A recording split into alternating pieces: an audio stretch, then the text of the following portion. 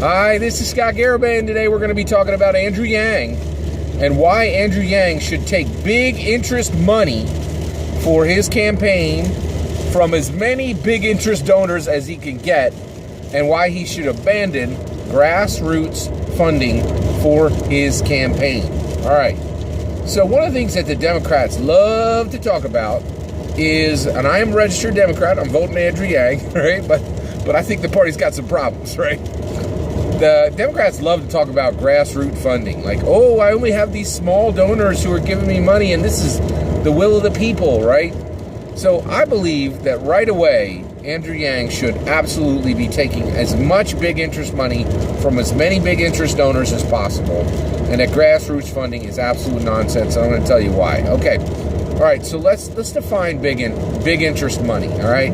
Big interest money is money given from a wealthy individual, a wealthy corporation, a PAC, or some other wealthy source, legal source, okay? Now, I am absolutely, and whenever I say big interest, I mean legal sources only, okay? And right now in American politics, we allow pretty large amounts of money to go to the candidates through some pretty interesting methods, right? Which are legal and are being used by the top candidates, right? Now, Andrew Yang, man, that dude, like, he is my intellectual champion. He is the person I want to see as president in 2021, right? All my hopes for America are riding on this guy, right? So here's the thing, right? I definitely want him to embrace big interest money, right? And here's why. So, you know, I want him to take money from wealthy corporations, right? And American corporations, you know, so, and like, for instance, like Coca-Cola, I think it would be awesome if we took a large donation from Coca-Cola, right? Or a whole bunch of small ones from whatever groups they're lined up with, however the money gets flowed there, right? All right. And the reason why is, here's the kicker, okay? So the biggest reason why is it's important to understand that big influence money in politics is the will of the American people. This is the way Americans want it, okay? So let's talk about, are people actually opposed to big interest money in politics? Are Americans? The answer is absolutely no.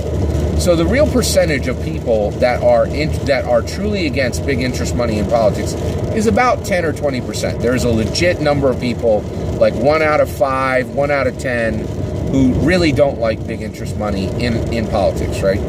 But I think like 50 to 60% of Americans are absolutely fine with big interest money in politics. And the reason why is virtually every American thinks that they're just a few yards away from wealth. They either think that they're a few years away from wealth from their own good hard labors. They think they're a lottery ticket away from wealth. They think they're a good friend away from wealth, you know, because their friend, you know, wins the lottery or works hard. Or they're one child away from being wealthy, right? Every American thinks they're just a little bit away from wealth, right? And for a good number of them, certainly not the majority of them, but for a pretty good amount of them, that's absolutely true, right? America is ridiculously wealthy, right? We're not the richest nation in the world. We're the richest nation in human history, right? America pops up millionaires the way movie theaters pop up popcorn, man. We got a ton of millionaires, right? Like literally thousands of them, right? And we make more of them all the time. It's like popcorn, poppity pop pop. There's a whole bunch of new millionaires, right? All right. So Americans want big influence money, big interest money in politics because they think they're going to be a big interest soon, or they're going to be aligned with a big interest soon, right? So we need to take that off the board, like that Americans are actually against big interest money in politics. They are not, okay? Now, and I'll give you more evidence that this is true, all right? So when do you hear talk about, oh, let's get big interest money out of politics? It's always at the same time from the same people who aren't in power talking about it right before an election, right? So here's when that actually matters, right? Even if a politician is saying they're against big interest money, they're not, right? Like Bernie Sanders is pretty much rock solid proof of this right now, right? Bernie Sanders, I just read an article today, he is having a very hard time convincing people he's not an outsider. He's not a Washington outsider because he's got a lot of funding. There's a lot of money coming behind Bernie. Bernie is now literally a millionaire, right? And he is talking every day with millionaires who are giving him millions of dollars, right? Like his war chest is growing big time, right? And so but Bernie for a long time talked about, we need to get that big interest money out of politics. It's nonsense. Here's when big interest money concerns actually matter. Whenever you get a party in power who starts talking about getting big interest money out of politics in the second year of the presidency, that's real. That is real, okay? All the other times, it's just people who haven't been able to build war chests, right? Complaining, my opponent's got a war chest and I can't get one, right? So that's noise. That's not signal, right?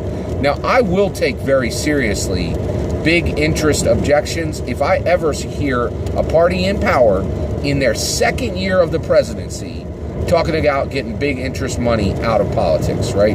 Because that's when you could get all the big interest money you want, right? When you got power on lock, right? And then when you're the person in power, right? And you're in your second year and you're chugging along and you got 2 more years of power in front of you and you go, guess what? I want to get big interest money out of politics, then I'm willing to listen to you, right? Until then, cut that noise, man. That is noise. That is not signal. All right. So here's the thing. Why is it critical that Andrew Yang takes big interest money as soon as possible from as many big interest donors as he can, right? Well, it's an analogy, right? So Andrew Yang and every other 2020 Democrat primary U.S. candidate has the same battle. They have 2 battles in front of them, 2 vicious battles in front of them. First is the primary race, and then is the general election, okay? They are all going into figurative battle. So the battle I'm talking about is figurative, right? So every single candidate, including Andrew Yang, and I care about Andrew Yang. That's why I want to win, right? So Andrew Yang, he's going into battle. He's got to battle, 19 other Democrat candidates, right? And so he's going into battle, right? So the question is, what are you going to arm yourself with, right? Are you going to arm yourself with an iron sword, right? Which right now, our politics allow iron swords, right? They're saying, yeah, big interest dollars, they're absolutely still in the mix. Go get it, right? So you need to get an iron sword. Grassroots, right? That is a wooden sword, right? Now, I hear everybody, they're like, wouldn't it be nice if big interest, if wealthy donors, if wealthy individuals and wealthy corporations and PACs couldn't just, pile up their money in front of politicians? Well, that's great, but that ain't the world we live in right now, right? So, yes, it would be nice if all candidates were fighting with a wooden sword. I would love that. Great. Yeah, that'd be cool, right? But that ain't the world we're in. Right now, Bernie Sanders has an iron sword. He has forged a gigantic war chest, and he is going to bring that to bear, right? Andrew Yang cannot hold up a wooden sword against an iron sword. It's going to get cut in half, right? Now, you're saying, wait, the wooden sword is fine. If your message is true, you can, if your message is true, even without the best resources, the people will hear you. That is utter nonsense, okay? Why do you need big interest money when you are campaigning in the day? Well, one, your opponents are going to have big interest money, right? So you need to get some of it. And here's what you would use it for, right? As a candidate, you need to display yourself to the nation as often as possible.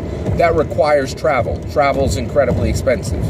As a candidate, you need political advisors, right? This is incredibly complex, right? Managing a strong primary race run is incredibly difficult. You need experts. Those experts are incredibly well paid because these are power positions. So you need the best political advice. And in order to get that, you need some cash, right?